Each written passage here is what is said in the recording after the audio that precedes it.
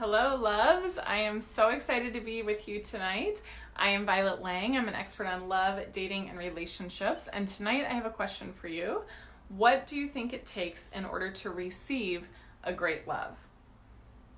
You can write your guesses in the chat bar. I think a lot of times people will say, well, it takes great looks, or it takes a certain body type, or it takes, having the right app or having the right pictures on your profile.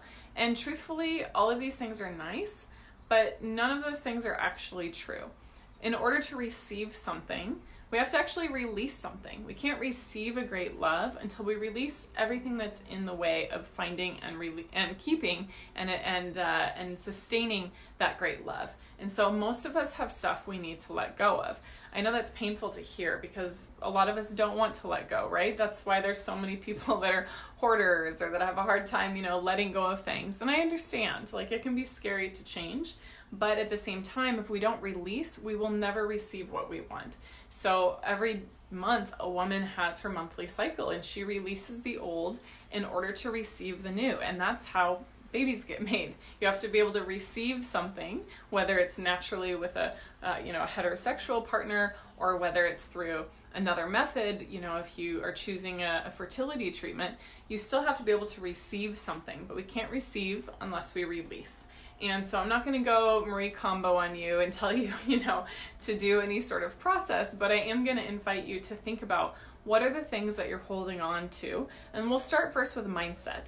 What are the beliefs that you're holding on to? Maybe a belief that love isn't meant for you, or that men suck, or that relationships are hard, or online dating is too much work, or, these are just examples of common limiting beliefs that I hear that we have to let go of in order to create a great relationship. Or maybe you have limiting beliefs about yourself, like I'm just not lovable, or there's something wrong with me. That's not true. This is just a story, a meaning that your mind has made, and makes you possibly feel that it's not going to be okay for you to have love, or you might not feel safe having love.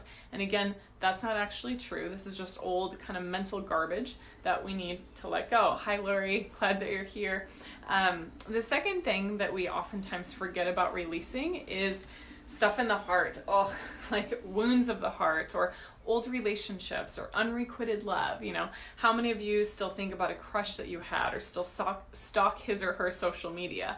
How many of you are holding on to kind of like keepsakes, or relics, as I would call them, from past relationships?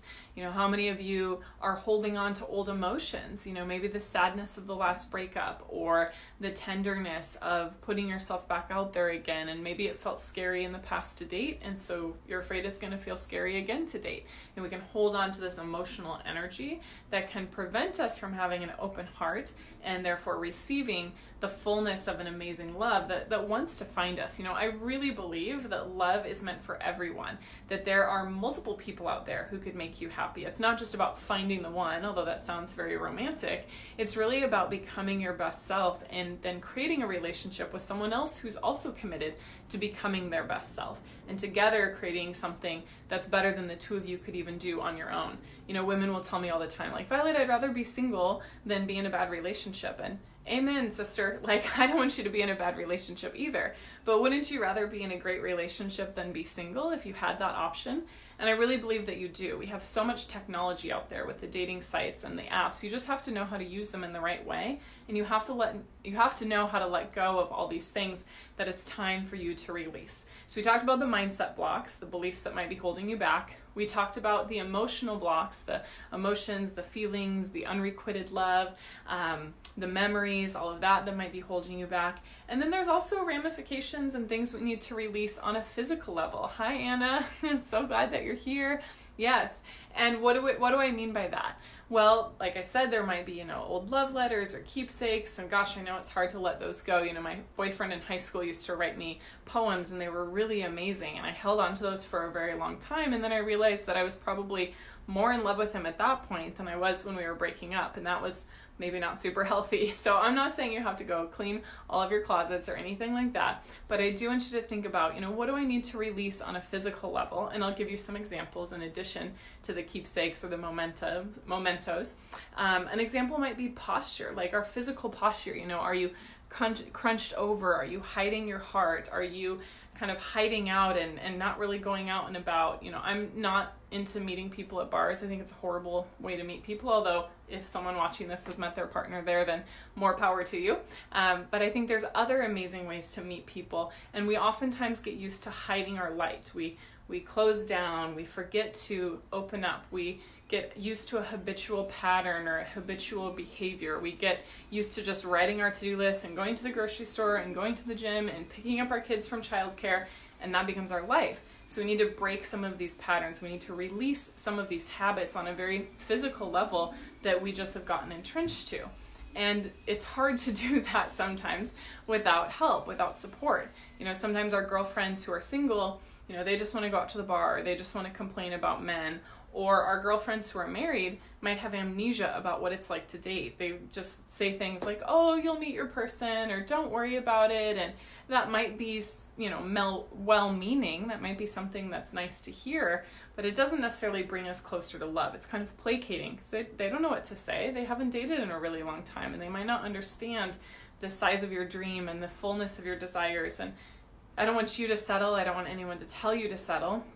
And I also don't want you to stay stuck and in these old patterns, physically, emotionally, or mentally, or even spiritually. So I know it can be really scary to release, but it's an important part of being human. It's an important part of growth. The more that we release, the more that we can receive. And it doesn't have to be like you have to release everything in your life. I'm not talking about going living as a hermit on a mountaintop, any of that.